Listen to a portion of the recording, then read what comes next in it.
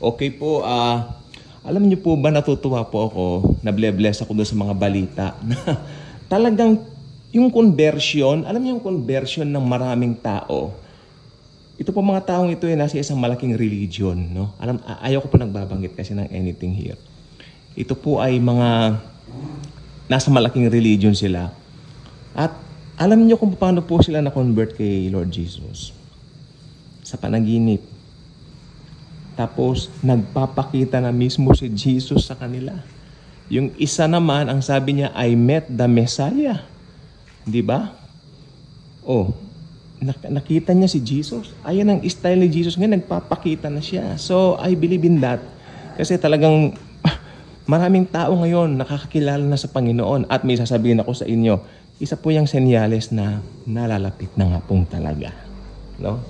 Okay, ibang kakabahan ba ako? Ba't kakabahan? I will see my Jesus. I will see my Lord.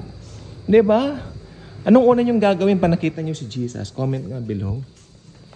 Ako magmamano ko. Pamasko ko po. Sabi ni Jesus, eto 1,000. Di ba? 1,000 love. Unlimited love. Hindi lang mano, yayakapin ko ang Panginoon. Lord, salamat po. Tapos sasabihin naman niya, no, anak, salamat sa iyo. Sabihin niya sa akin, bakit naman po, Lord? Bakit po, Lord Jesus, nagpapasalamat ka? Dahil tinanggap mo ang libreng alok ng kaligtasan. O yun, di ba? So, marami exciting eh. Akalain nyo, nagpapakita na si Jesus mismo. Ano? Talagang sa panaginip. Yung isa raw hindi panaginip. Talagang naglalakad siya sa hallway. Nandun na si Lord. Then nakita niya, parang nangyari kay Pablo. Talagang ano na. Tapos, ewan ko. Alam nyo, marami akong gustong sabihin sa inyo. Hindi ko mag-gets yung tamang word. I cannot grasp the exact word. Yung panahon, ang kulimlim. Sasabihin nila kasi may bagyo. No, maski walang bagyo, iba yung panahon na ngayon.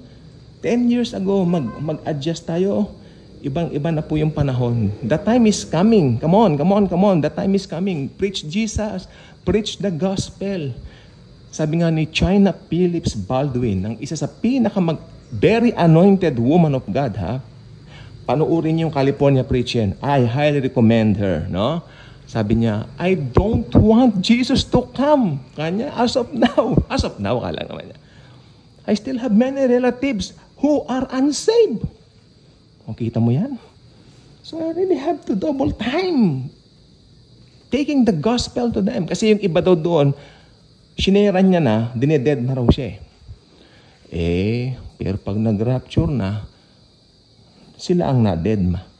Yung mga nag-deadma kay Jesus ngayon sa church age, sila ngayon ang na-deadma pag na-rapture na.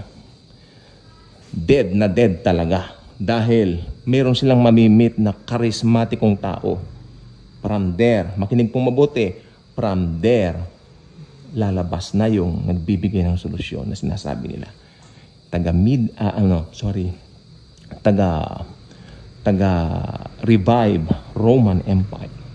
Taga-UN. No? Yan na po yun. Very charismatikong Europeano na tinatawag nating Antikristo. Mangyayari po lahat ng yan. Okay. For the meantime, tuwan-tuwa ako dun sa nag-a-appear na si Lord Jesus Kumbaga, bulagahaan ng gano'n. Ay, hindi naman siguro gano'n. Hindi naman po siguro gano'n. Jesus is very lovely. Oo. Jesus is very lovely. I mean, may something sa person daw niya na ano. Pero alam nyo, sa lahat daw ng pinag-appearan, ang sabi, hindi mo gano'n makikita yung detalye ng mukha niya. You cannot, kasi nakita nila yung glory talaga Ibang klase Di ba?